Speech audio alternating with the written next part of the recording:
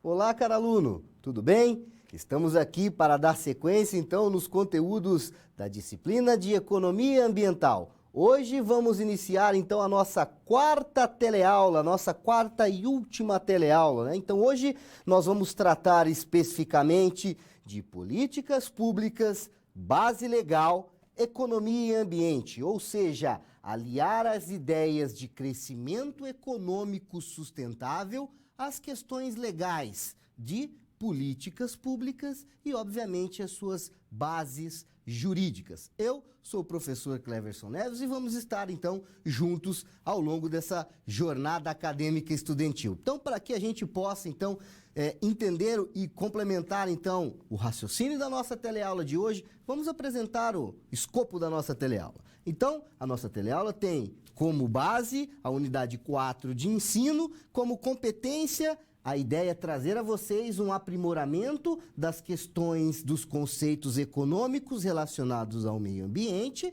obviamente ponderando o quê? Aspectos legais, aspectos jurídicos que estão intrinsecamente aplicados à questão econômica ambiental. E, obviamente, buscando o quê?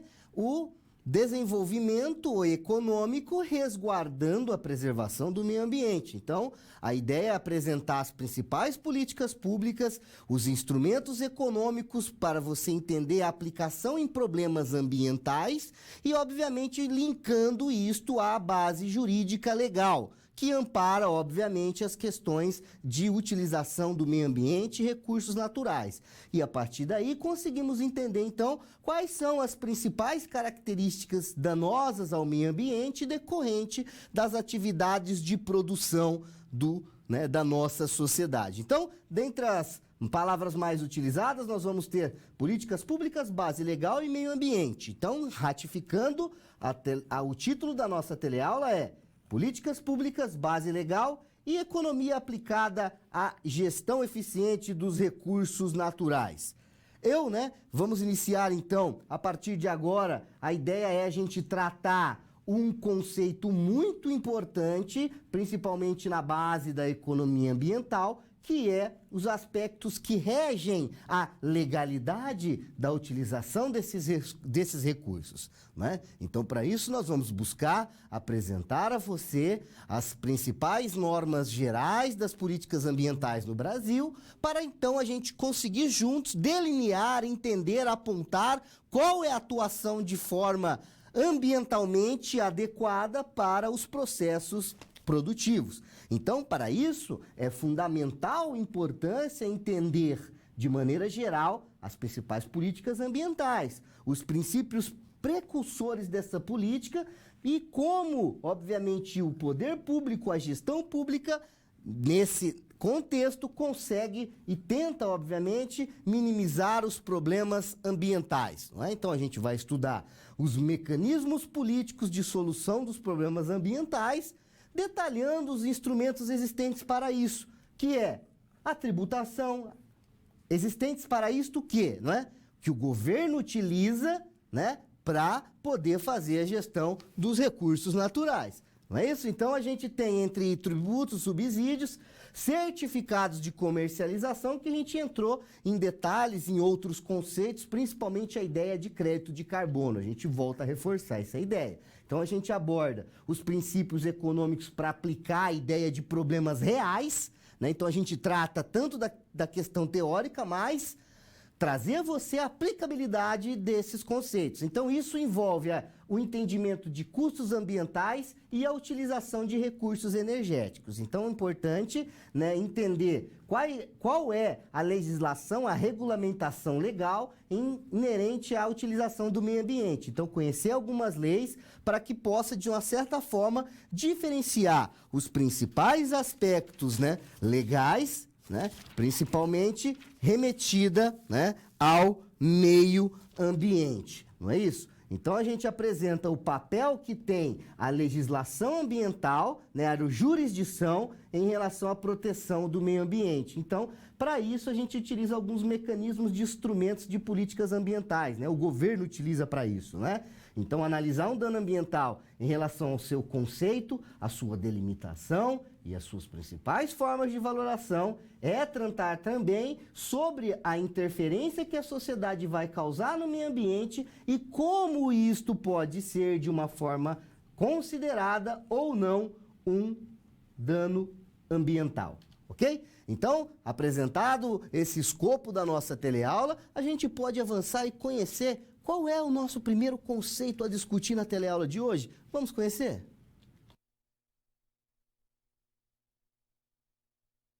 Então, aqui a gente vai trabalhar, né, as principais questões práticas e teóricas das políticas ambientais existentes no Brasil. Então, a gente trabalha, então, nessa primeira parte, discutindo, então, esse viés político envolvendo as questões ambientais existentes no Brasil.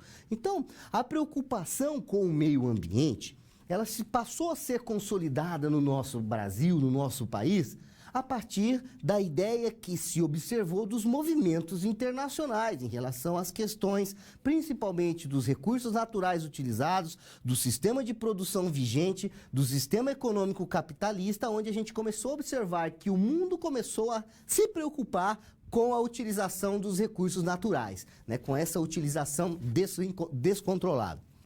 Então, de uma certa forma, isso começa, de um certo modo, levantar a questão da importância de se manter um meio ambiente adequado, principalmente para o nosso consumo corrente, e que essa mesma questão, ou seja, essa mesma situação que nós temos de utilizar esses recursos hoje, nós deixamos a mesma possibilidade para no futuro também, né, poder ser utilizado na mesma proporção. Em decorrência, então, desse fato de que o que nós temos hoje no presente, nós temos que poupar para que as gerações futuras também tenham a mesma qualidade de vida, então essa discussão tornou-se mais forte dentro desse contexto em diferentes níveis sociais. Então, isso refletiu, obviamente, uma mudança de postura da sociedade. Isso ainda está exigindo uma mudança de postura nossa em relação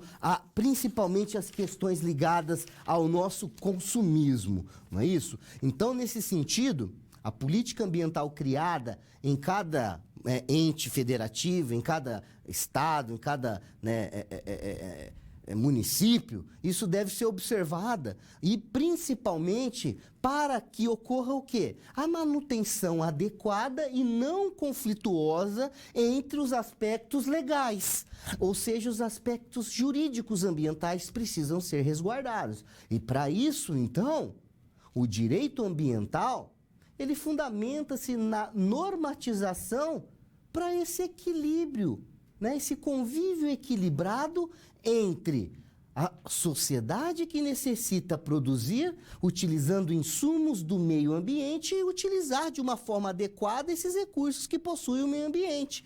Então, ou seja, esse direito ambiental ele tem que ser alocado de acordo com a realidade local, seja ela no âmbito nacional, seja ela no âmbito estadual, ou seja ela no âmbito local. Então, assim, qualquer alteração no meio ambiente poderá trazer reflexo à sociedade como um todo. Então, por isso a gente precisa entender e abordar os aspectos da legislação ambiental, das questões legais, não é? Então, em termos disto, nós vamos entender mais sobre a interferência do ser humano no meio ambiente, conhecendo primeiro o que é impacto ambiental e o que é dano ambiental.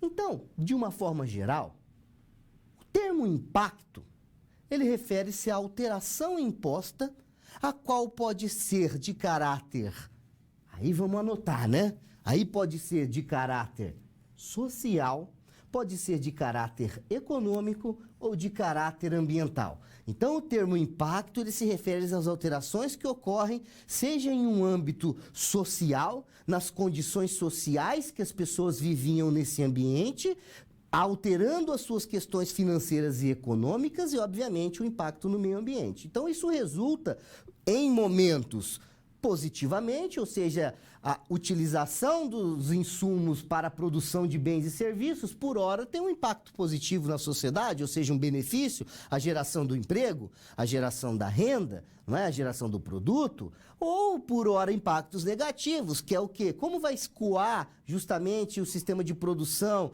não é? Como fica as sobras, como que vai ser a utilização do meio ambiente, vai haver alguma degradação, ou seja, vai ter um impacto de poluição, ou seja, qual é o prejuízo? Então, para toda essa análise de termo de impacto, nós temos que observar qual é a alteração que ocorre nesses três pilares. E aí, o que o gestor público faz é ponderar, colocar na balança se esses impactos desses três pontos são mais positivos ou negativos para a sociedade. Então, essa análise, esse cálculo, essa mensuração, ele parte do pressuposto da seguinte equação delineada. Qual equação? A equação que mensura o resultado desse impacto. Então, você vai ponderar qual é o impacto ambiental positivo que uma empresa, uma operação dela causou na região. Então, você tem, né, o IAP, o impacto ambiental positivo. Você tem o ISP, que é o impacto social positivo. Então, você tem justamente esses três pontos que nós ponderamos, que é o impacto ambiental, que é o impacto social, que também tem o impacto econômico. Então, você mensura no lado positivo os três, né, como você pode ver, no lado positivo, né, os três tipos de impacto. E no lado negativo, né, que você vai ponderar o que é, então, a externalidade negativa da operação da empresa, o impacto que ela causa no meio ambiente, o impacto que ela causa à sociedade e o impacto econômico que ela causa à sociedade, degradando o meio ambiente. Então, a equação, ela resulta, então, obviamente, numa equação onde você vê as diferenças entre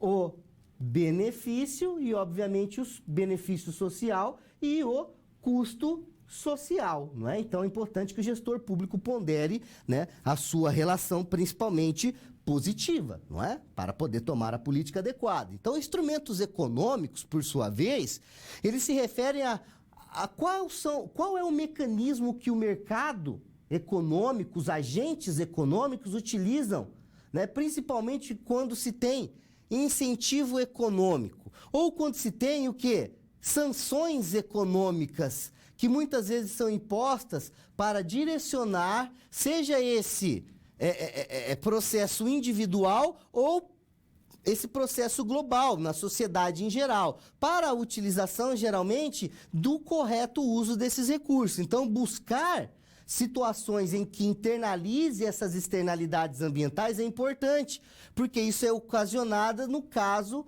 de impactos muito negativos ao meio ambiente. Então, a empresa, de uma certa forma, a indústria, ela precisa internalizar esses custos de produção, ou seja, melhorar os seus processos operacionais para que o produto final degrade menos o meio ambiente e seja mais sustentável. E aí é a busca do crescimento, né, econômico sustentável. Não é isso? Então, o princípio da responsabilidade ou o princípio do poluidor-pagador, ele está muito relacionado ao direcionamento que é dado para atribuir quem polui a responsabilidade de repor esse dano à sociedade. Então, uma soma monetária que econômica ou idealmente pode substituir o bem ambiental afetado.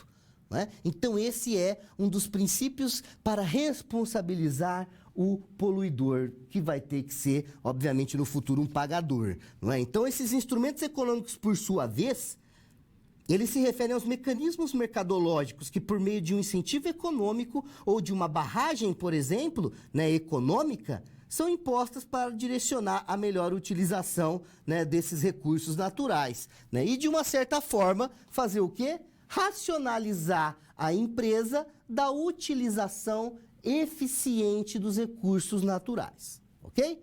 Então, colocados esses conceitos, né, dessa primeira parte, podemos então avançar e entender o segundo momento, principalmente dessas questões ambientais. Vamos conhecer?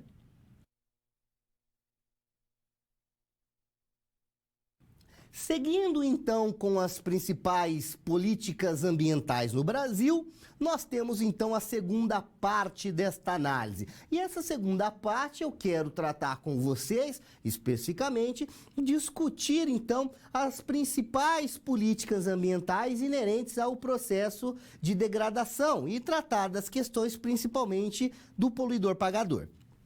Então, nesse contexto, então, segundo a definição legal apresentada na PNMA, que é a Política Nacional de Meio Ambiente, da Lei 6.938/81 do artigo 3º, entende-se isto como degradação ambiental, isto que?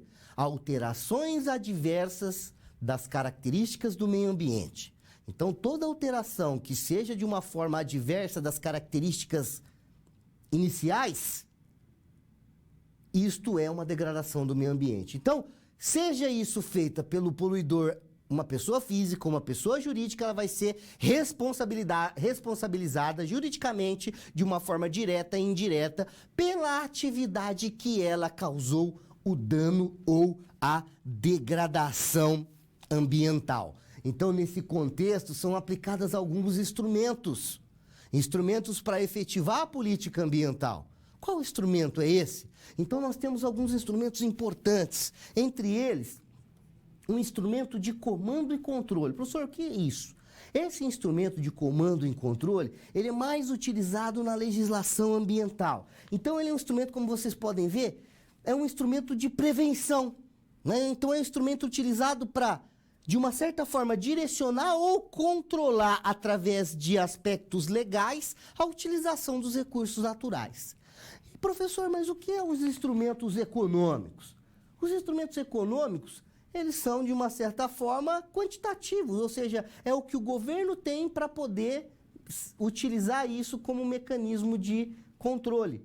E aí ele utiliza economicamente, taxando, colocando impostos, multando. Então, isso é um instrumento econômico. E o que é um instrumento político, professor? Isso é adotar medidas que podem, de uma certa forma, incentivar a prática da sustentabilidade, tanto pelo lado de quem oferta, tanto pelo lado de quem demanda, pelo lado de quem consome. Então, o governo tem mecanismos institucionais em que ele pode buscar, obviamente, essas questões, não é? Então, nós podemos relacionar essa instrumentalização por meio de uma política de medidas de comando e controle, que tem, dentro do seu cerne, dentro do seu contexto, o princípio da precaução. Enquanto os instrumentos que a gente acabou de citar, que são os econômicos, eles são utilizados para a solução de problemas ambientais, mas estão mais relacionados pelo princípio da responsabilidade. Primeiro você tenta precaver. Depois que não consegue precaver e ele causa o dano ambiental, você vai responsabilizá-lo por aquilo. Então você utiliza de mecanismos econômicos.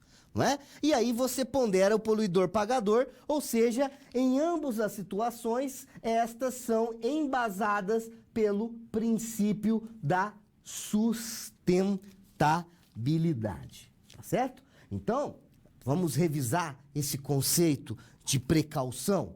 Então, o princípio da precaução, ele vale como um direcionador, como um norteador de ações públicas ou privadas, sejam elas no âmbito individual ou coletivo. Para quê? Para que, de uma certa forma, evite a geração do dano no futuro. Por exemplo, dá um exemplo, professor. O exemplo que ocorreu em Brumadinho, em relação às barragens.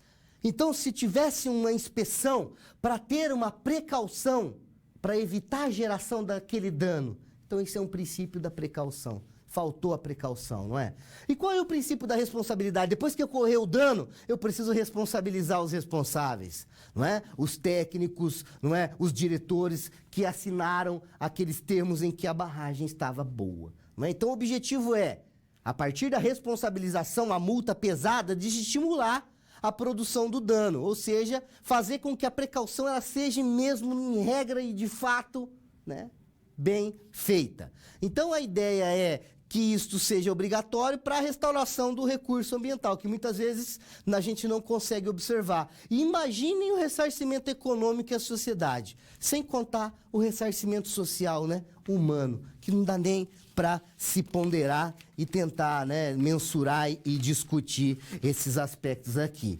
não é? Então, o princípio da sustentabilidade, ele tem como fator norteador o principal objetivo de sua preocupação com o meio ambiente é garantir a geração atual corrente uma futura condição de desenvolvimento com qualidade de vida para a geração futura. Não é? Então, para que isso ocorre? Não, desculpa, como isso tem que ocorrer? Através de mecanismos que o governo tem. Formular políticas ambientais que se baseiam num princípio abordado na sua efetivação, entre outras formas, por instrumentos de política. Não é? Então, é assim, de alguma certa forma, nesse sentido, as políticas ambientais elas podem ser agrupadas principalmente, não é, de acordo com o tipo de instrumento político que está tentando anormalizar, não é? Então, seja por responsabilidade, seja por precaução, ou pela busca da sustentabilidade, o que é importante?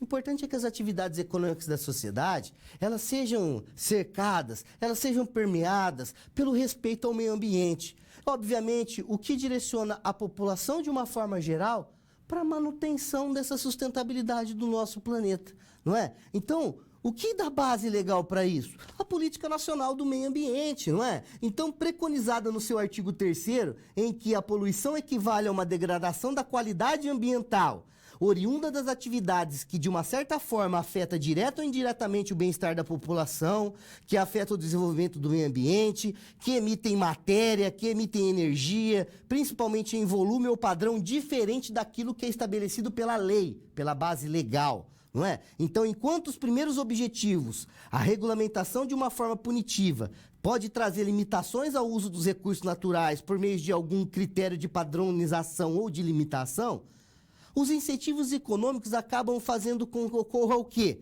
Estimulem a internalização dos custos ambientais por parte da empresa, né? Ou seja, de externalidade, principalmente por meio de recebimento de subsídio, é uma forma que o governo pode fazer, em resposta para quê? Para que a empresa adote medidas sustentáveis. E as taxas e os impostos, sendo ele alto, isso aumenta o custo de produção, faz com que as empresas busquem uma sustentabilidade das suas operações.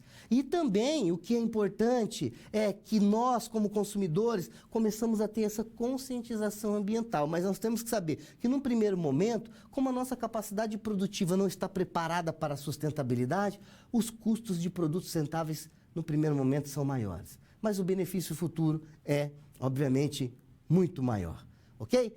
Então, colocado então esse segundo ponto a ser discutido na nossa teleaula de hoje, a gente avança então e conhece o terceiro conceito a ser discutido hoje. Vamos lá?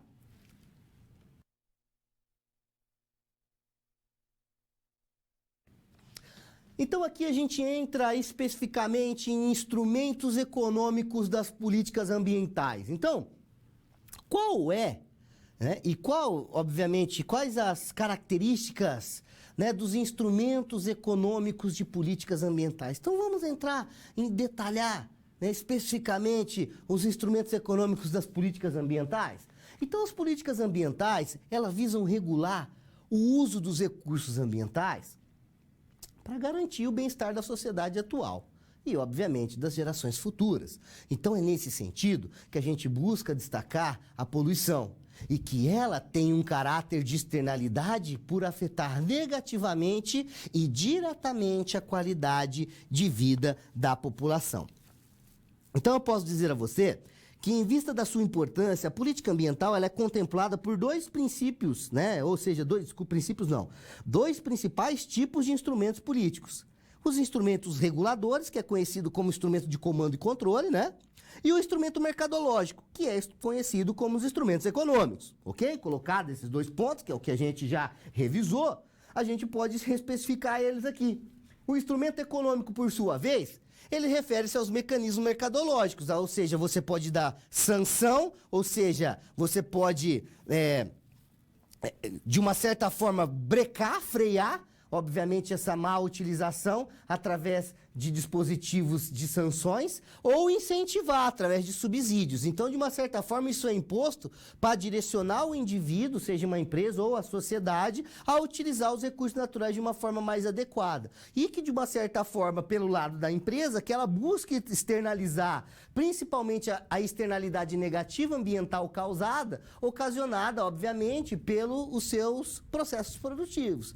Então, de uma certa forma, ela vai ter que buscar essa sustentabilidade. E eu digo a vocês que existem dois tipos de instrumentos, aqueles que utilizam de recursos do Tesouro Nacional, que são aplicados como prêmio ao indivíduo, e aqueles que contam com o levantamento de fundos fiscais. Então você tem os recursos de tesouro e os fundos fiscais para que possa dar base para esse instrumento econômico de subsídio, enfim, né? Então, tem também como sistema de pagamentos por serviços ambientais, algum destaque merece esse tipo de instrumento, né? Instrumentos que são de características como pagamento aos protetores de bens e serviços ambientais. Isso serve como mecanismo compensatório a quem polui e causa degradação ambiental. Então, esses recursos diretos e indiretos, como provisão da água, da utilização principalmente da beleza cênica local, da regulamentação climática e entre outros benefícios, eles são preservados em áreas particulares e recompensados financeiramente pela manutenção desses recursos ambientais, né, em detrimento ao uso para outras finalidades, que é a área de preservação permanente. Né? Então, toda empresa ali que trabalha, principalmente, né, com recursos naturais, ela tem ali que manter uma área de preservação permanente. O governo pode, instituir isso aí através de leis. Não é? Então, os instrumentos reguladores, eles são amplamente utilizados porque eles se mostram eficazes na questão da proteção ambiental e acaba, né, contribuindo de uma forma direta, entre outras questões, para melhorar as condições ambientais em termos de qualidade, né, sócio. Né? Tem a questão sócio e também econômica. A questão sócio leva em condição a qualidade de vida humana, o ar urbano, a qualidade de água, não é? A infraestrutura e a questão principalmente, né, da poluição, ou seja, baixar a emissão desses efluentes de resíduos tóxicos e não tóxicos. Qual, por exemplo, professor, os mecanismos? Subsídios ambientais. Da onde vem os subsídios ambientais? Ou vem do Tesouro Nacional ou vem, obviamente, de fundos fiscais. Não é? Então, tudo isso aí é importante ser traçado, né, nessa análise. Então, os instrumentos reguladores... só para voltar, então, nesse raciocínio. Subsídios ambientais, o que é, professor? Ele é uma forma de assistir financeiramente aquelas empresas que adotam medidas sustentáveis nos seus processos de operação, que acabam culminando na redução da poluição. Então, isso, de uma certa forma, auxilia a iniciativa privada a atingir nível de qualidade ambiental em relação aos produtos que ela oferta. Isso, obviamente, é o quê?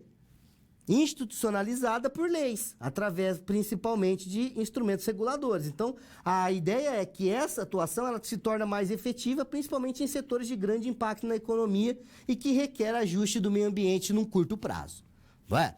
Então, os instrumentos reguladores eles podem ser aplicados como uma forma de prêmio, que a gente coloca subsídio, ou pela atuação dos preços via o próprio mercado. Tributo e certificado transacionados, créditos de carbono muito conhecidos.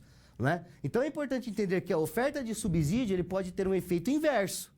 Por quê? Porque isso pode incentivar as outras empresas muito grandes a desrespeitar a lei porque elas podem solicitar o auxílio, porque tem recurso financeiro. Ou ainda estimular a entrada de outros agentes no mercado pelos custos de produção serem reduzidos diante dessa condição.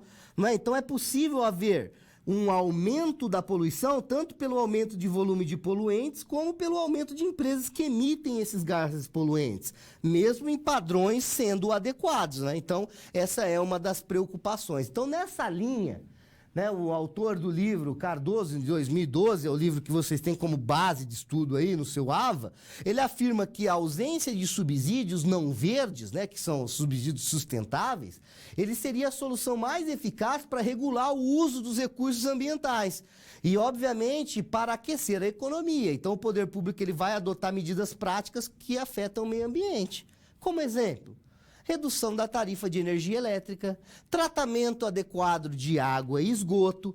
Então, um exemplo, auxílio na aquisição de defensivos agrícolas para o crescimento da agricultura, entre outras decisões que levam ao aumento do consumo dos recursos ambientais, né? Então, são questões aí que merecem o nosso destaque. A inserção de subsídios na economia, ela precisa ser cuidadosamente pensada. Pensada por quê? Porque ela pode ser uma solução vantajosa apenas no curto prazo, não é? E não no longo prazo, né? Que é a questão que a gente fala do poderio econômico dos oligopólios.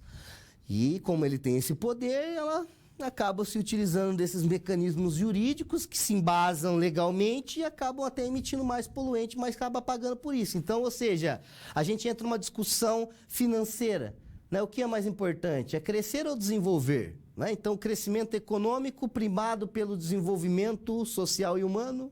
Né? Então, nisso nós podemos dizer que há uma incoerência entre os objetivos dos subsídios, ou até mesmo uma estagnação da meta de reduzir a poluição.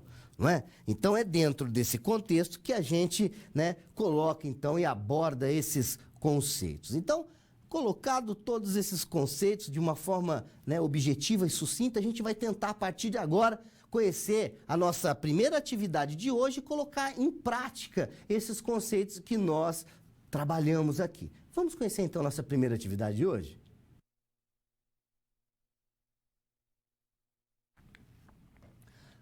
Em nossa primeira atividade, eu gostaria de tratar aqui com vocês os aspectos legais que regem a interação da sociedade, economia, com o meio ambiente, os recursos naturais. Então, buscando um novo local para se instalar, a empresa Brasil Foods, uma empresa, né, que ambiciona a produção diversificada de materiais para itens de higiene, entre eles papel higiênico, absorventes femininos, lenços de papel, né?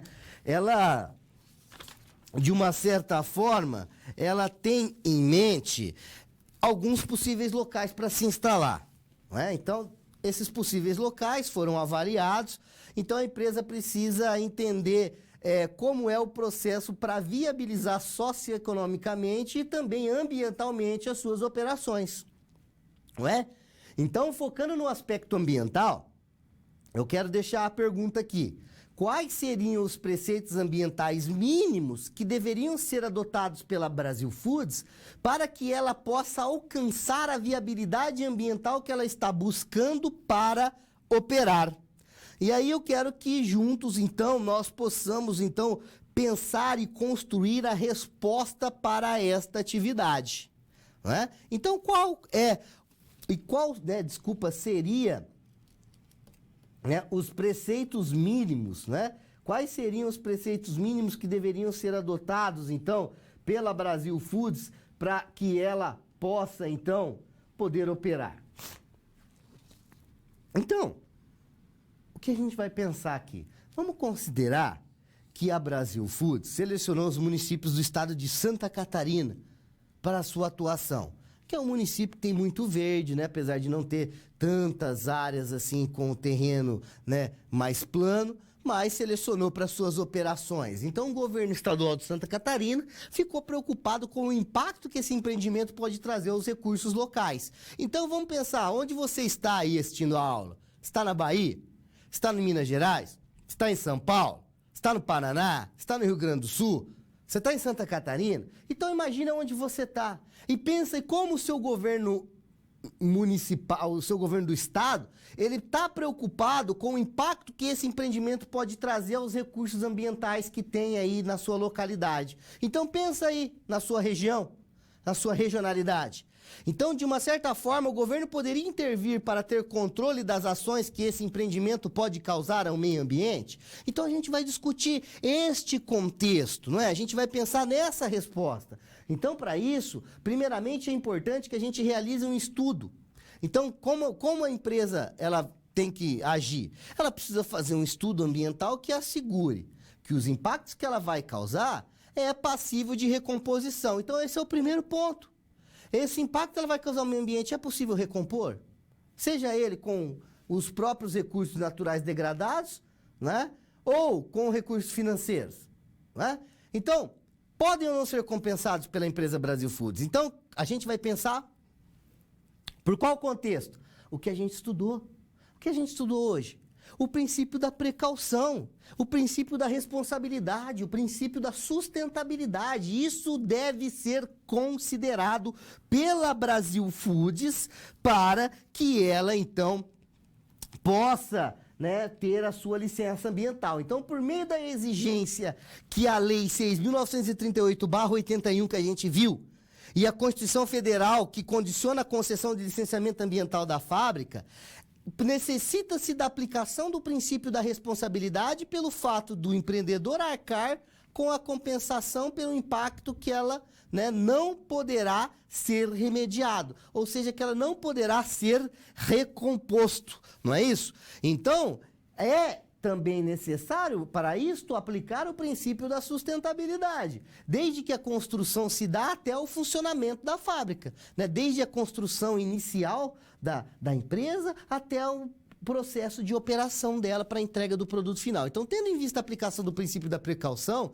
pela exigência da comprovação técnica especializada de que esses impactos poderão ser revertidos. Então, esse é o principal ponto para conseguir uma licença ambiental. Então, nesse ponto, o cuidado com a utilização e reutilização da água na economia, principalmente a questão energética e o descarte dos resíduos que essa empresa pode fazer ao meio ambiente, deve ser amparada por padrões específicos, sendo eles normatizados pelos instrumentos de comando e controle. Não é? Então, esses instrumentos, ao serem aplicados pelo governo do estado, seja onde vocês estejam, que é isso que os governos têm que fazer, para que a instalação da fábrica não traga impactos negativos que podem ser prejudiciais à população que mora ali, ou, né, onde você mora. Então, o governo ele tem que adotar padrões de qualidade, ou seja, se a empresa vai emitir poluentes na água, então ela tem que manter o padrão de qualidade. Então, para ela manter o padrão de qualidade, ela tem que colocar esse custo para a empresa que emite esses poluentes no solo. E que essa empresa destine os recursos dos resíduos que ela deixa, né, tóxicos, né, de uma forma adequada. Então, nessa fase de instalação, de construção, né, de resíduos da construção, ela vai deixar muito, né, gapzinho no meio ambiente. Então, além dos indicadores, né, além desses pontos que a gente ponderou, a lei federal para que o empreendimento obtenha licença ambiental é necessária ser imposta. Então, o poder público ele terá o controle da atuação da empresa perante os recursos ambientais. Então, para isso tem que se desenvolver prática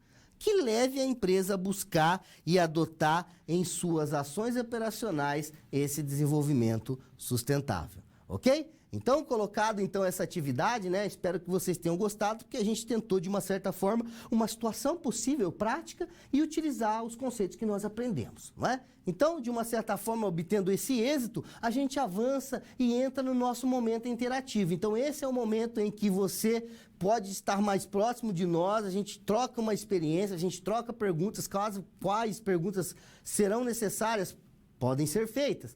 Então, estamos aqui com todo o nosso time, pessoal da tutoria, né, para que você possa aí, né, fazer as suas questões, seus questionamentos e as suas dúvidas. Mas, como já é de praxe, né, eu sempre trago uma interação. Vamos conhecer, então, a nossa interação? No nosso primeiro momento interativo, eu coloco a questão, né, muito semelhante à atividade que a gente executou. Então, uma empresa produtora de celulose e papel, que está em franca expansão no mercado nacional e internacional, busca ampliar e diversificar a sua produção de materiais de higiene, né? E esses materiais, né, que a gente acaba de observar aí, papel higiênico, absorvente, lenços de papéis, entre outros produtos. Então, nesse contexto, os municípios que a empresa, no caso, ela, né, pré-selecionou para a instalação, possuem algumas características. Então, é importante que a gente entenda que isso pode trazer vantagem ou desvantagem logística e econômica. Ou seja, tem que estar próxima de porto, fácil de escoar a produção, existência de matéria-prima de recurso natural bem próximo à instalação. Então, a gente pode assumir que um determinado município que ela escolheu foi autorizado pelo poder público do estado por meio de concessão da licença ambiental para operar. Então, no entanto, a prefeitura tem sentido uma diminuição no fornecimento de produtos agrícolas, via produtores rurais. Por quê? Porque houve uma mudança no uso da terra que tem ocorrido nas propriedades do município e nas áreas vizinhas. Justamente por quê? Porque houve uma substituição da produção agrícola pela produção que a empresa entrante fez, que é a produção de celulose a partir de espécies fornecedoras de madeira. Então, como a prefeitura ela poderia incentivar os produtores rurais a continuarem produzindo cultivos agrícolas e abastecendo o mercado local e regional, ao invés de transformar tudo em plantio comercial para a produção de madeira? Essa é a pergunta. E como a empresa poderia então resolver essa situação e ainda manter a sua condição de preservação ambiental? Como ficamos então?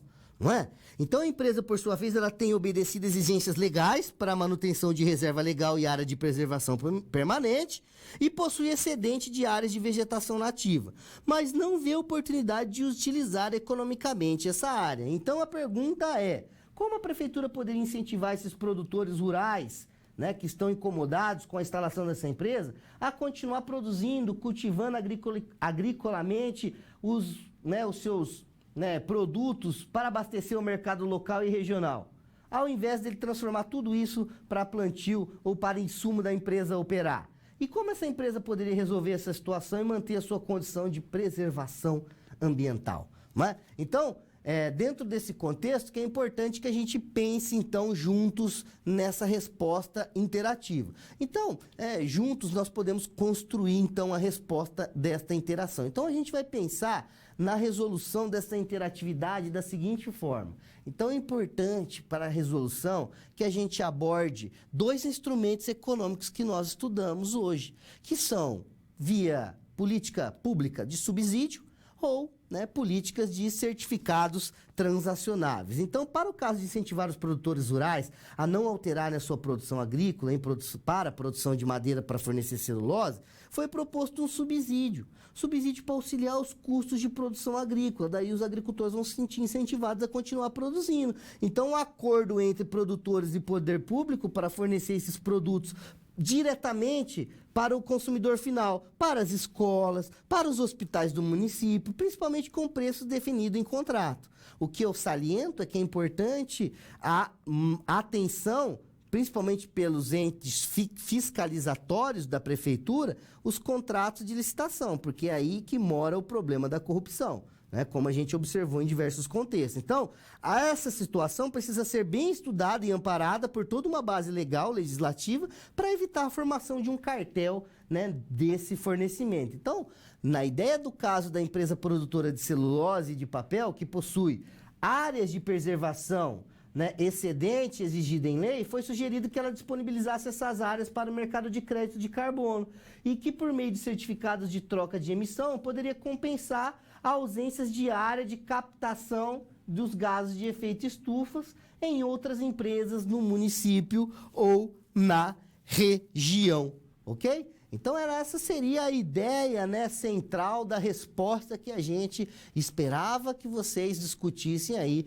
dessa nossa primeira interatividade, ok? Então, colocado, todos esses conceitos trabalhados na nossa primeira parte, a gente pode avançar aqui e conhecer o nosso quarto conceito a ser trabalhado na teleaula de hoje. Vamos conhecer?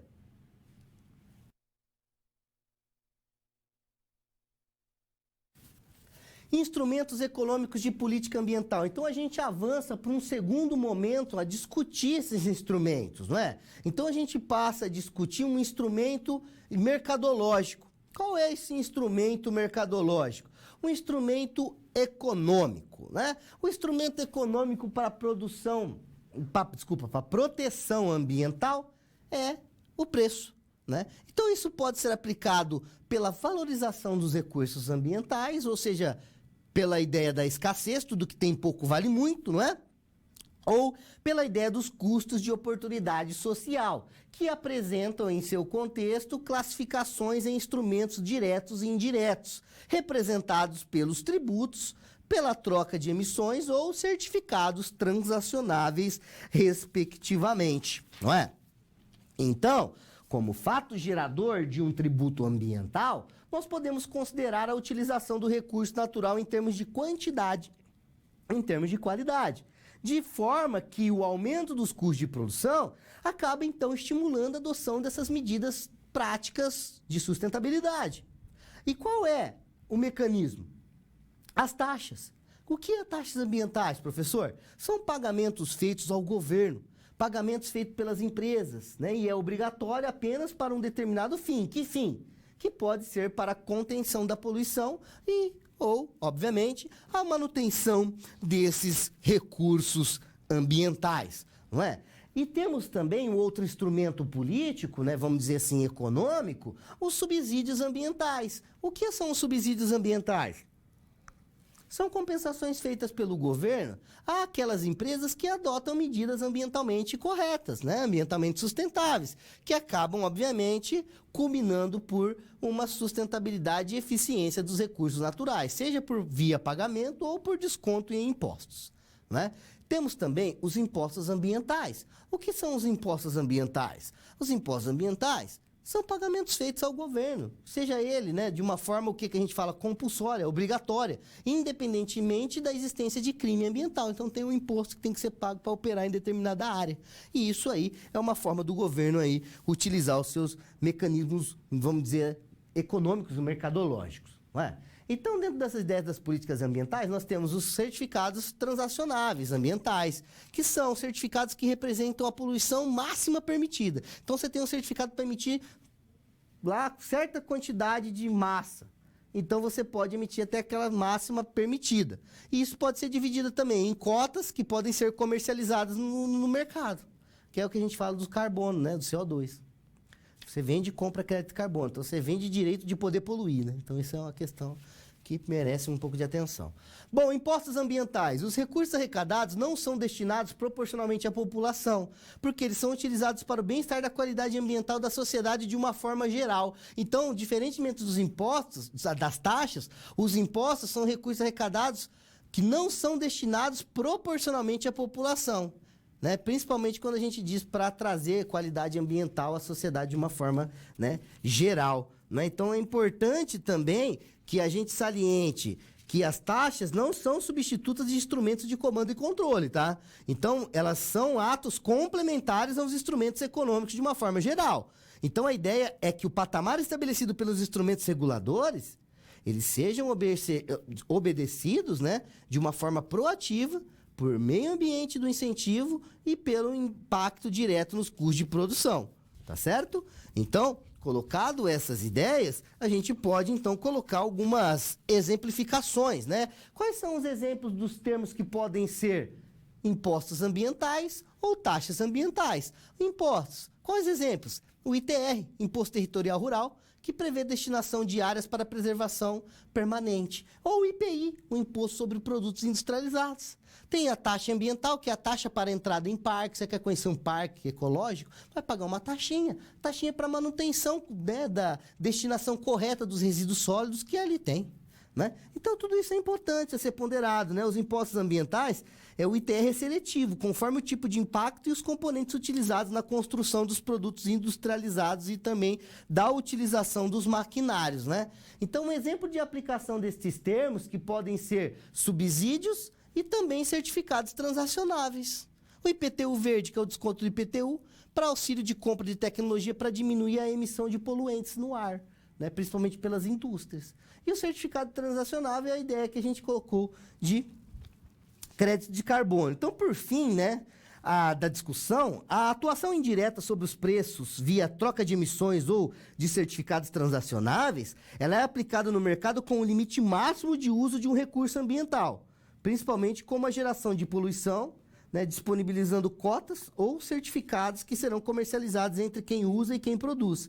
Então, tem se adotado a denominação de certificados de redução de emissão, que é o CRE, por condicionarem o volume de poluição que é produzido, atuando além do preço, né, efetivo. Ok, meus caros? Então, colocado esses pontos, então, a gente pode ter um embasamento para dar continuidade e conhecer o nosso próximo conceito a ser trabalhado hoje.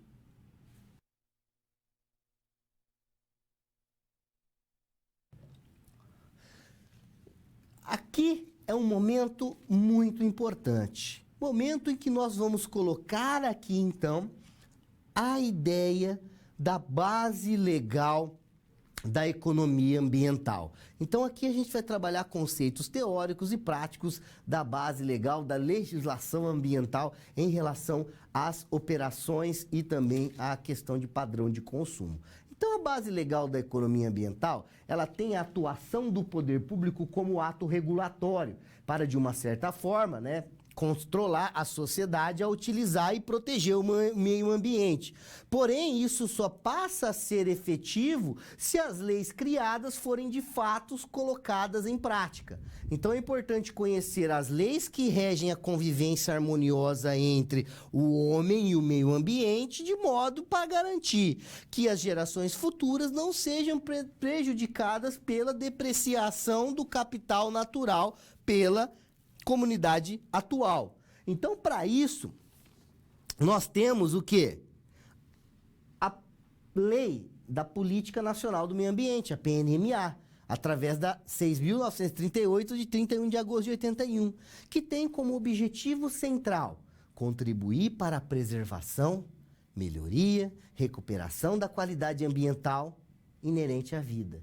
Então, visando assegurar no país condições de desenvolvimento socioeconômico aos interesses da segurança nacional e, obviamente, a proteção da dignidade da nossa vida. Não é? Então, essa lei ela surgiu em um contexto em que a manutenção dos recursos ambientais ela não atuava de uma forma conjunta, mas sim uma forma específica e pontual, objetivando principalmente a sua utilização para a sociedade. Então, essa lei ela foi um marco regulatório no entendimento legal do meio ambiente, principalmente como todo entendia que esses recursos ambientais deveriam ser preservados de uma forma integral. Então, a partir daí, apresentou-se então uma definição legal do meio ambiente como um conjunto de condições, de leis e influências interativas de ordem física, química e biológica, para que permitisse, então, abrigar e reger a vida em todas as suas formatações. Então, ao mesmo tempo, do mesmo modo, que seja abrangente e traduza os anseios da sociedade, seja ela de uma forma global, sobre a preservação desses recursos ambientais. Não é? Então, os principais mecanismos políticos para efetivar, então, a referida lei são os atos regulatórios, conhecidos como os instrumentos de comando e controle. Então, você estabelecer limitação à atividade produtiva quanto à sua utilização desses recursos e especificar a tecnologia adequada para a produção. Então, nós temos o Instituto do Meio Ambiente e dos Recursos Naturais Renováveis, que é o IBAMA. Nós temos o Instituto Chico Mendes de Conservação da Biodiversidade, que é o ICMBio. Que são órgãos responsáveis por executar e fazer valer, fiscalizar essa política nacional do meio ambiente. Não é? Então, a Política Nacional do Meio Ambiente ela criou instrumentos a partir do seu artigo 9º, entre a ideia central, a ideia de licenciamento ambiental, que vai atuar diretamente na autorização para legalizar o funcionamento desse empreendimento operacionalmente, para que ela possa utilizar os recursos ambientais de forma a gerar poluição ou degradação ambiental. Então, isso precisa ser dentro do seu artigo 9º de licenciamento ambiental. O IBAMA ele vai responder pela fiscalização. Ele vai responder pelo licenciamento em nível nacional. Então, as unidades de conservação elas serão regidas de forma exclusiva, ou seja, conservação é com o ICMBio. Fiscalização e licenciamento é o IBAMA, ok?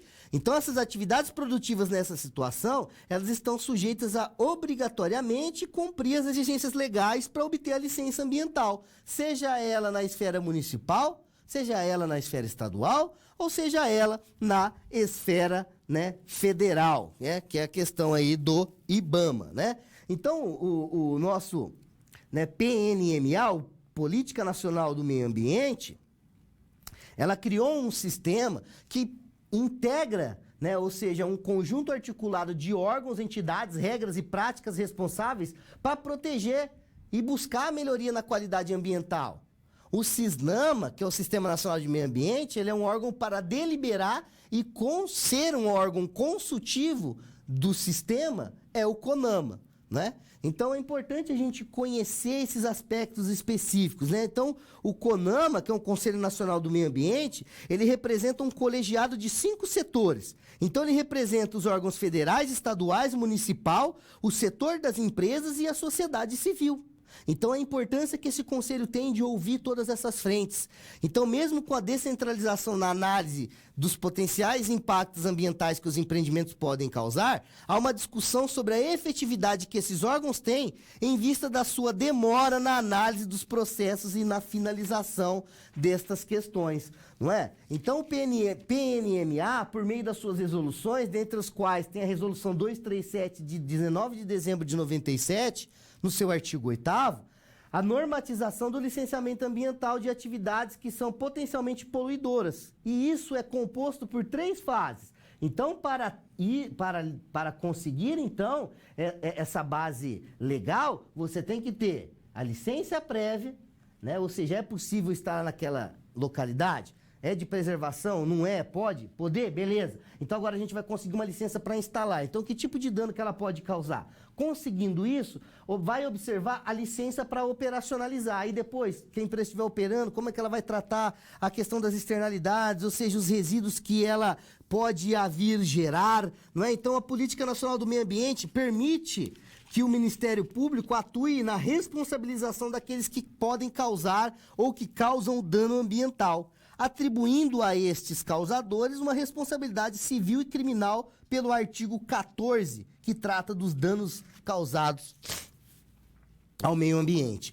Então vamos discutir aqui, né, a questão principalmente da licença prévia. A licença prévia, ela é obtida no atendimento às exigências legais ambientais quanto à sua localização. O empreendimento pode estar naquela localidade? Conseguir uma licença prévia. Depois disso, obtido, né, a licença prévia, quando do atendimento às exigências legais ambientais, já na instalação do empreendimento, em um local já definido. Então, definido esse local, pode-se instalar ali? Quais as atividades que podem, de uma certa forma, trazer ou prejudicar essas operações, né? E você tem também a licença de operação, que ela é obtida quando o atendimento às exigências legais e ambientais para iniciar a operação do empreendimento, ela é ponderada. Então, ela é obtida já no processo, já, né, quase da finalização da entrega do produto final, não é? Então, a lei civil, de ação de civil pública, 7.347, de 24 de julho de 85, ela foi sancionada corroborando com o pensamento cada vez mais consolidado sobre a importância de se preservar o meio ambiente. Por conta disso, é nesse contexto que o Programa a Política Nacional do Meio Ambiente veio não somente para integrar a proteção ambiental, mas também para pôr em prática isso, porque de fato as medidas de proteção aos recursos ambientais precisam ser, obviamente, né, efetivadas, não é? Então ainda entende-se que a proteção ambiental, ela não se dá somente pelo poder público federal, mas a obrigatoriedade dos estados e dos municípios de acordo com a dimensão do dano que se pode ser causada. Então, além de ser exigida de cada cidadão, traz então uma conotação coletiva a esse ato, seja ele individual no uso desses recursos ambientais. Então, a definição para desenvolvimento sustentável é o desenvolvimento que satisfaz as necessidades do presente, sem comprometer a capacidade das gerações futuras em satisfazer as suas próprias necessidades. Então, essa frase é a frase que eu gostaria de terminar a aula, mas eu não vou terminar. Mas é a aula que eu utilizaria para fechar esse conceito, para fechar a disciplina. O desenvolvimento que satisfaz as necessidades do presente, sem comprometer a capacidade das gerações futuras em satisfazer as suas próprias necessidades. Isso é conceito de desenvolvimento sustentável. Então, nesse contexto, é possível entender a dimensão da importância entre as empresas internalizarem as suas externalidades, principalmente negativas, como tratado diversas vezes aí ao longo da nossa teleaula. Então, a atuação dos instrumentos econômicos nesse contexto, mesmo que ainda em menor proporção do que as ações de regulação, de comando e controle, é essencial para que o direito, né, da sociedade em geral em matéria ambiental seja respeitado. A obrigatoriedade de reparar na decorrência do dano ambiental é, então, no mínimo, uma forma de entender a importância da vida no planeta Terra, seja ela em um caráter individual ou social, né, pensando na sociedade futura. Então, de uma maneira geral, é possível entender que a legislação ambiental ela está pautada em conceitos e procedimentos adequados à realidade mundial. Por isso que é importante ter um bom arcabouço legal e torná-lo ele efetivo. Então, nesse contexto, entram os instrumentos de política e atuação adequada no sistema econômico. Então, utilizando os recursos naturais de uma forma eficiente para que nós possamos consumir esses produtos. Então, ou seja, precisamos de uma certa parcimônia. Não é isso? Então, colocados esses conceitos, podemos avançar e conhecer, então, o nosso próximo conceito a ser trabalhado hoje.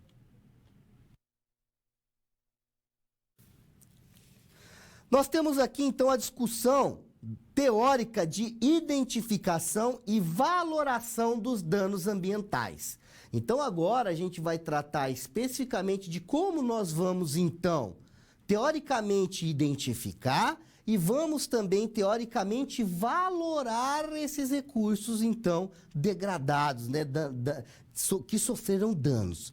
Então, a gente pode entrar nessa discussão entendendo, né, constitucionalmente a ideia do meio ambiente, né? Como é a sua forma constitucional? Então, o artigo 225 da Constituição faz com que as outras leis regulamentem a obrigatoriedade da reparação deste dano ambiental, sem haver a definição clara e legal destes termos de como será feito. Então, a pergunta é, se nós não temos uma definição, como é possível saber se, de fato, a interferência da sociedade causou um dano ambiental? Há explicitamente uma definição? Não é? Então, essa é uma pergunta interessante. Então, refletindo sobre isso, o pesquisador conhecido como Eds Milaré, em 2001, afirma que o dano ambiental ele não possui uma definição específica e ele deve ser, então, complementado de acordo com cada caso que ocorrer e onde houver necessidade de aplicar estes termos, sendo muitas vezes, então, o dano é confundido com o impacto ambiental. E a gente definiu isso em slides anteriores, não é? Mas nós podemos, então, entender que a valoração do dano ambiental, ela se apresenta na medida em que os métodos são usados para delimitar o quanto o dano ambiental causou prejuízo. Então, o dano causou o quanto de prejuízo. Então, a gente pode citar métodos para poder, principalmente, a questão da valoração, da precificação, a ideia dos preços hedônicos, do custo de reposição, os custos evitados e a valoração de contingente. Esses termos, eles se caracterizam como sendo métodos indiretos de valoração e métodos diretos de valoração. Como é isso, professor? A valoração, né, pelo lado dos métodos indiretos, ela tem o preço hedônico, o método de custo de reposição, os métodos de custos evitados e a valoração de contingente, ok? Sobre a interação direta e inequívoca das esferas econômicas e ambiental, fica clara e evidente a aplicação das ferramentas econômicas, tanto pelo mercado como pela base legal, principalmente em problemas ambientais inerentes à sociedade e à qualidade de vida da população. Então, como eu precifico pelo lado dos métodos indiretos? Preço hedônico. O preço hedônico, ele trabalha com você diferenciar o preço de um produto pelo atributo ambiental inerente a ele, fazer uma ponderação direta. Então, a ocorrência de um dano ambiental demonstra o quanto esse produto foi desvalorizado. Então, esse é um método que a gente fala que é um método hedônico. Então, você ligar a ideia do produto ao atributo ambiental. Então, se ele prejudicou o meio ambiente, o produto direto dele também vai sofrer desvalorização. Então, tem também o método de custo de reposição. Esse atribui valor pelo quanto deve ser gasto para recompor esse recurso ambiental. Então, é custo de reposição. Então, é um método claramente aplicável no âmbito do dano ambiental, né, indireto. Os métodos de custo evitado, ele prevê um valor que seria necessário gastar para que o recurso ambiental não seja afetado, ou seja, de precaução. Então, ele dispõe de medida de prevenção para a manutenção da qualidade do ambiente, tá? E, por último, a valoração de contingente considera a abordagem da população que é afetada pelo recurso ambiental analisado ou danificado. Então, ele é característico, né, como um método de valoração Porque ele é captado tanto valores de uso quanto valores de não uso, né? Ou seja, quando você prejudica o meio ambiente, qual é o valor de quem usava aquele ambiente? E qual é o valor de quem não usava aquele meio ambiente? Então você tem o valor de uso e o valor de não uso, principalmente quando você trata de recursos, né, naturais. Então é muito comum a gente utilizar o termo de dano ambiental como sinônimo de impacto. Então a gente acaba aqui trazendo o qual é definido então pela resolução do CONAMA, né,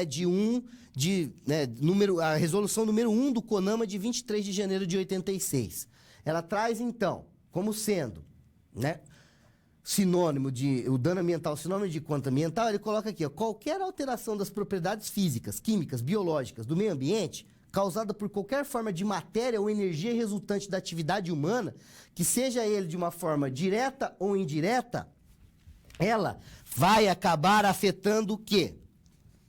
Danos ambientais, identificação e valoração. Vai atingir a saúde, segurança e o bem-estar da população. Vai atingir as atividades sociais e econômicas. Vai atingir a biota, né, a questão do conjunto de todos os seres vivos que tem naquele meio ambiente em um determinado momento, não é? Então, aquele habitat que foi destruído, né?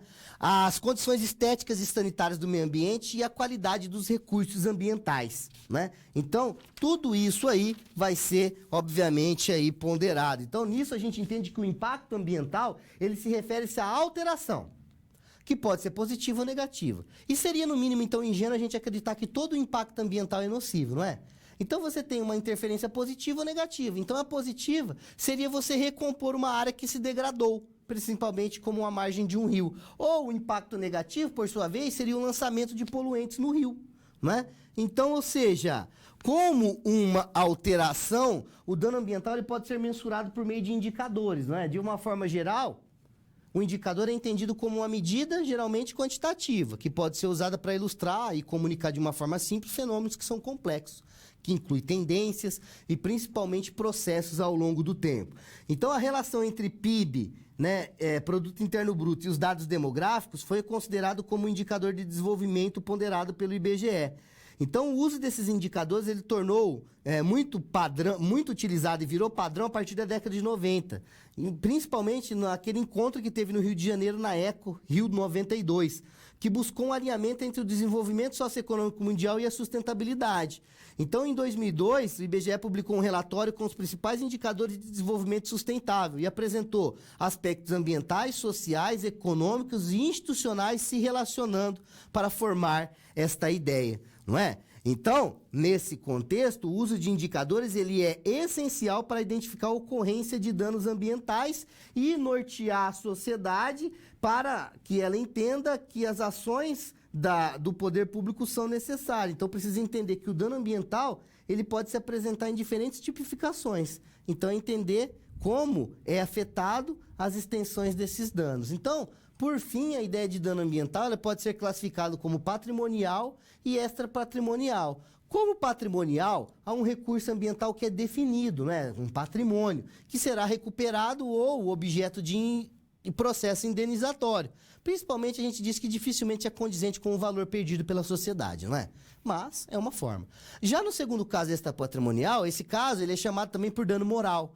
Então, há um agravante da perda de qualidade de vida, a qualidade geral ao dano ambiental, que afeta o equilíbrio ecológico, moral, emocional, espiritual. Imagina como ficou aquela região de Brumadinho, né? Então, todos esses aspectos que levam em consideração a vida em sociedade. Ok, meus caros? Então, colocados esses conceitos, nós podemos, então, avançar aqui e conhecer a nossa segunda atividade prática desses conceitos trabalhados hoje. Vamos conhecer?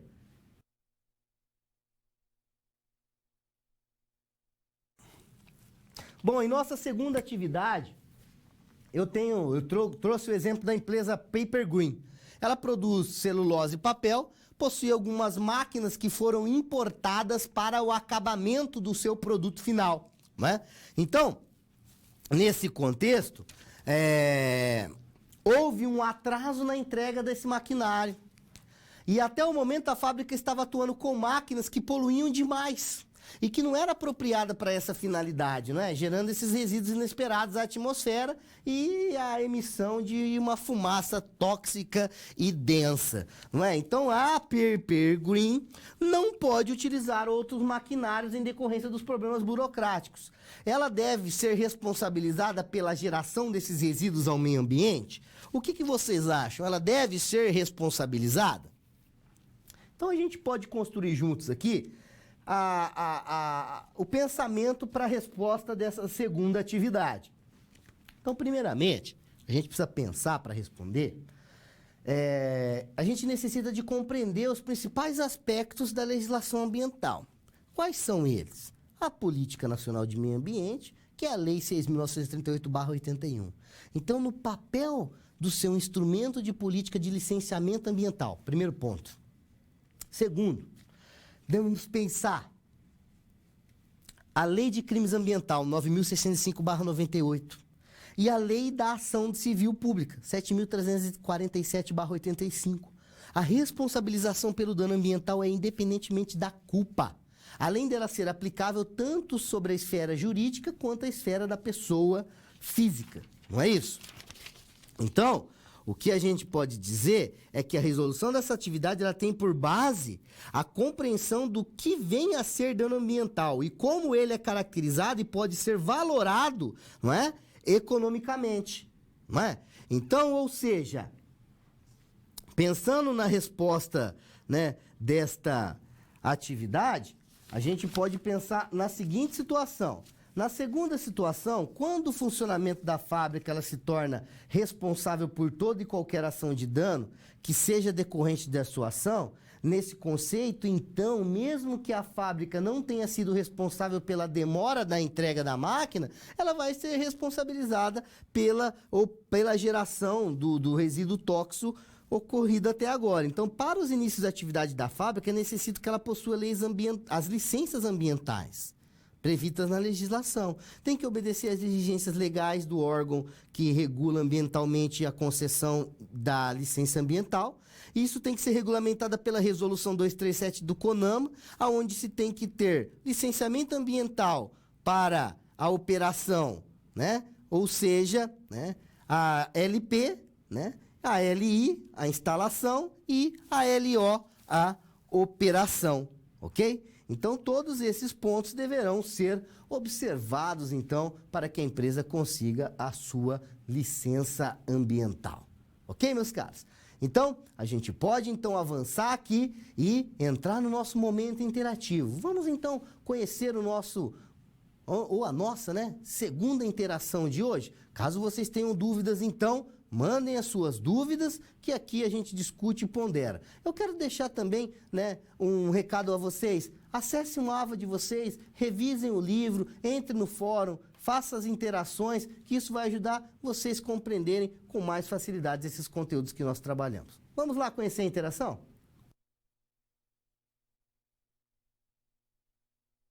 Segunda, fazendo divisa com a área da fábrica da Paper Green, há um parque natural. Então, dando sequência àquela atividade anterior, a gente acabou tendo mais informação que essa empresa Paper Green, ela faz divisa com o parque natural, que transformou, então ela faz divisa com a área da fábrica, faz divisa com um parque natural, que transformou parte do excedente da vegetação nativa em uma reserva particular de patrimônio ambiental. Então, a RPPN, Reserva Particular de Patrimônio Ambiental.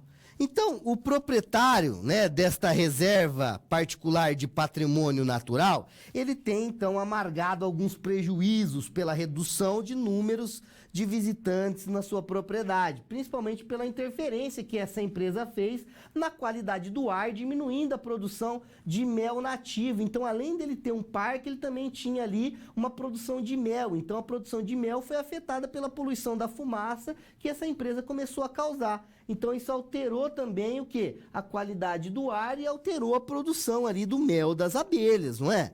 Então, ou seja, tudo isso aí acabou sendo fatores negativos. Então, considerando essas diferentes interferências, nós podemos dizer que está ocorrendo um dano ambiental? isso que eu acabei de ponderar a vocês, o que vocês acham? Isso é um dano ambiental? Se vocês acham que sim, como a gente pode classificar isso? E a quem isto está afetando de uma forma direta e indireta? Como a gente poderia valorar estes danos? Então eu quero deixar aqui, vocês pensam aí nessas respostas e a gente, em alguns segundos, a gente já retorna e junto a gente fecha esta interação de hoje, ok? Já retornamos.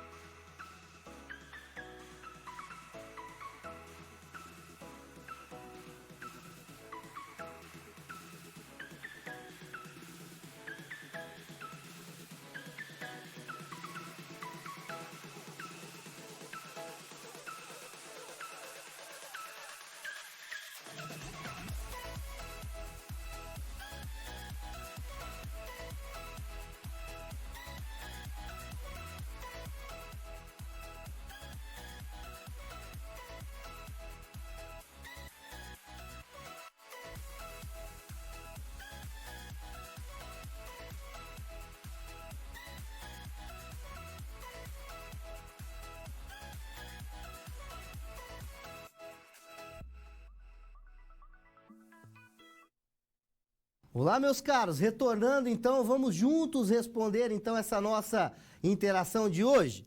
Bom, este dano foi classificado em coletivo, não é? Por afetar a qualidade do ar e até a possibilidade de erosão da estrada, porque vai passar muito maquinário ali. E também individual, porque prejudica o proprietário, né, do RPPN. Então está ocorrendo a diminuição do número de visitantes e da produção do mel nativo dele. Então está atingindo tanto a esfera, a esfera global quanto a esfera, né, individual. Não é isso? Então a valoração desses danos, elas poderiam ser feitas por diversas metodologias. Então a gente pode citar aqui o método de custo de reposição. Principalmente no caso do mel, caso o produtor precise comprar o mel em outros lugares para vender na sua área, quanto isso vai lhe custar? Então, considere também o deslocamento do transporte. Então, isso é uma forma de poder ponderar, não é isso? A questão do transporte. Então, ou seja, a resolução dessa atividade tem por base compreender do que vem a ser dano ambiental e como ele pode ser caracterizado e também pode ser valorado. Então, nós podemos dizer que, além da poluição gerada pela fumaça, a empresa está sendo responsável pelos danos ambientais causados tanto no âmbito patrimonial, individual, ou também coletivo, não é isso? Então, apresentado essa resposta aqui, nós podemos então, né, avançar e revisar então todos os conceitos que nós trabalhamos na teleaula de hoje. Vamos conhecer o escopo, né, das atividades que nós estudamos hoje?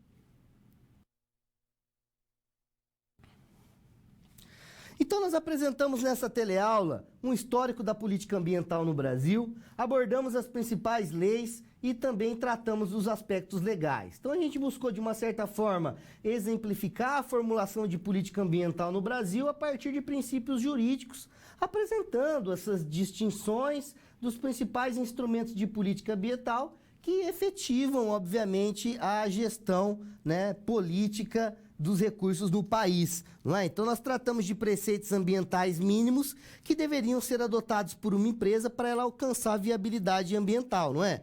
A atuação descentralizada em matéria de meio ambiente permite que a União, os estados, os municípios possam autorizar ou possam também proibir o funcionamento de empreendimentos que podem causar danos ao meio ambiente, não é? Então, nesse contexto, apresentamos tipos de interferência da esfera pública, né, pela esfera pública, para realizar, né, a atuação de um empreendimento para não afetar o mercado econômico, pois caso ocorra um dano ambiental causado pela empresa, ela deve ser responsabilizada. Então a gente tratou desses pontos de suma importância, tratamos do entendimento da ação da política ambiental sobre a convivência social de uma forma ambientalmente sustentável, né? Então, nesse contexto, a gente viu até aqui que a legislação ambiental no Brasil, apesar de recente, ela tem evoluído na sua concepção na busca do desenvolvimento, né, sustentável. Então, a gente oportunizou a condição de aprimorar o estudo para contribuir, né, no entendimento da esfera econômica e ambiental para o desenvolvimento coerente da sociedade.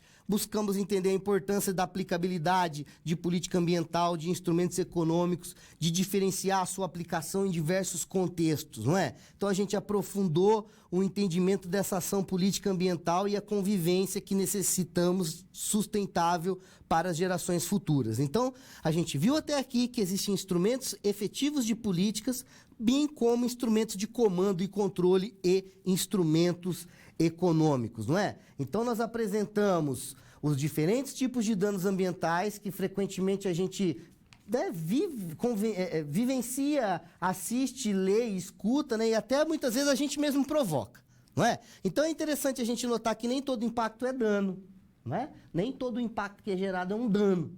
Então, por isso que a gente tinha que entender o que é um impacto e o que é um dano.